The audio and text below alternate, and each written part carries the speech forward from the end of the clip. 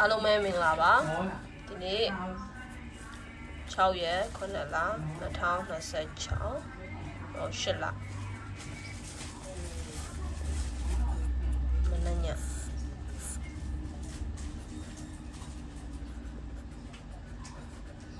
6-9ချိန်မှာ6-9ချိန်ဖြစ်ပါတယ်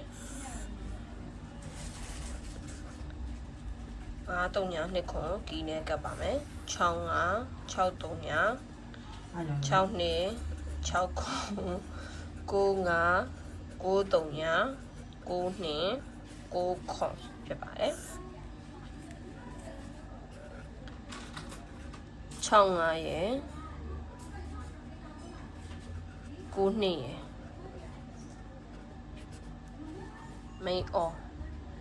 main or ပါ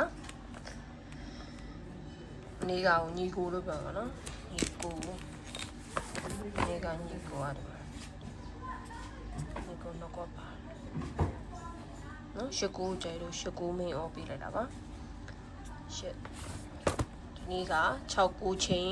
9-3ည2ခွန်ကီပါအဆင်ပြေတယ်လို့သုံးပြလို့ရပါတယ်အားလုံးပဲဒီနေ့လည်းပေါက်ကြပါစေ channel လေးကို like and subscribe လုပ်ပြီးတော့ share ပေးကြပါဦးကျေးဇူးများကြီးတင်ပါတယ်